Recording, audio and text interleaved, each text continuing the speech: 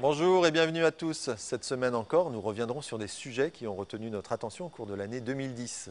Parmi eux, des mouvements de foule décryptés par des chercheurs, une explosion d'étoiles en 3 dimensions ou encore un serpent capable de voler. Il est aujourd'hui possible de décrire et de modéliser avec précision le déplacement des insectes sociaux tels que les fourmis. Mais celui des êtres humains peut-il lui aussi être modélisé?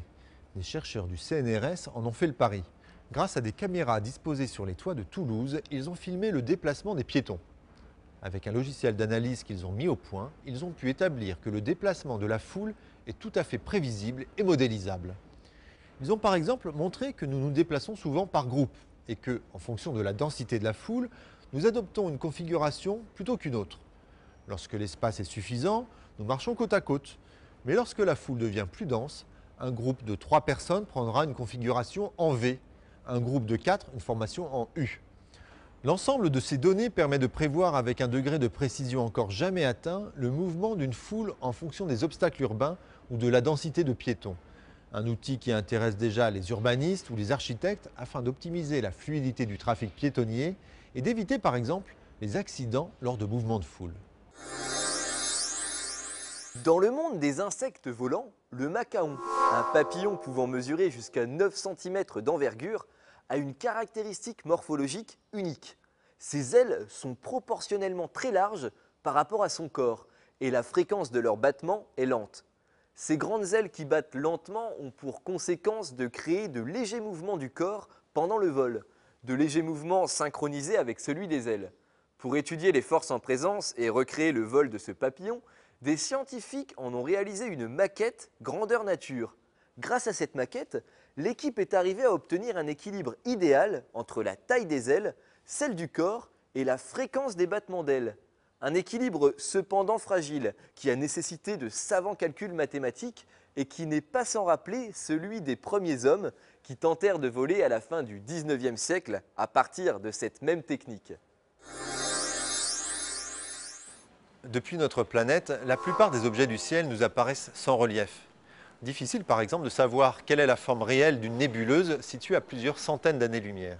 Cependant, grâce à un tout nouvel instrument installé au Very Large Telescope, le Symphony, les chercheurs européens ont pu reconstruire en 3 dimensions l'explosion d'une étoile, autrement dit une supernova.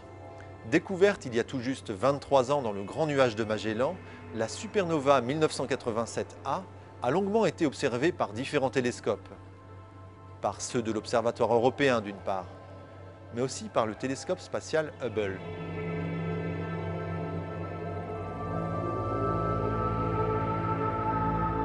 Grâce à Symphony, les anneaux entourant l'étoile prennent désormais une toute autre dimension. Ces images révèlent que l'explosion de l'étoile a été plus forte et plus rapide dans certaines directions, donnant à la supernova cette forme asymétrique. Un tel comportement était envisagé par certains modèles numériques récents. Ces nouvelles observations viennent ainsi confirmer leurs prédictions. Des 5000 espèces de mammifères recensées à ce jour, de la baleine au lion en passant par l'homme, toutes ont 7 vertèbres cervicales, enfin presque. Selon des chercheurs britanniques, le paresseux en compterait 10. Après avoir étudié la colonne vertébrale de cet animal, l'équipe a constaté que le squelette de son cou a connu un développement unique. Alors qu'au stade embryonnaire chez les autres mammifères, la formation osseuse commence par la cage thoracique, chez les paresseux, elle démarre avec les vertèbres cervicales. Ce phénomène aurait entraîné le développement de 3 vertèbres supplémentaires. Une particularité qui permet au paresseux de faire pivoter sa tête sur près de 300 degrés. Voilà plusieurs décennies que les chercheurs tentent de mettre au point des matériaux super hydrophobes, à savoir des matériaux capables de repousser les gouttelettes d'eau à l'instar des feuilles de lotus ou de nénuphar. Si des approches très différentes sont à l'étude, les chercheurs américains du Caltech à Pasadena se sont intéressés aux propriétés hydrophobes des nanotubes de carbone. Et grâce à une caméra ultra rapide, ils ont étudié le comportement des gouttes d'eau au contact de ce matériau. Lâchée à faible vitesse, une gouttelette rebondit comme un ballon. Lancée à plus vive allure, elle s'éclate, mais ne colle toujours pas au matériau. Elle glisse, se combine à d'autres gouttes, mais à aucun moment elle n'adhère au nanotube de carbone. Grâce à ces propriétés étonnantes, les nanotubes de carbone, comme les autres matériaux super hydrophobes, ont de nombreuses applications potentielles. Elles permettent notamment d'envisager la réalisation de surfaces auto-nettoyantes. Peut-on voler sans ailes? Eh bien oui, et même sans membres. La preuve en Asie du Sud-Est, où certains serpents sont capables de voler.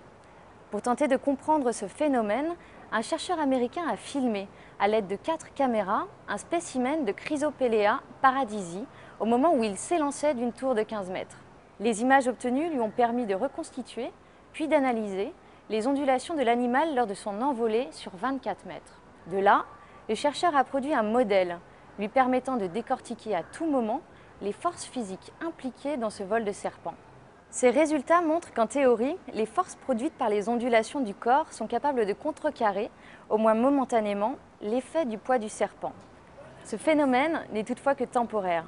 Ceci explique que le serpent finisse par retrouver la terre ferme. Voilà, ce numéro est terminé. Notre émission reprend son cours normal dès vendredi prochain. En attendant, nous vous souhaitons une excellente année. À la semaine prochaine.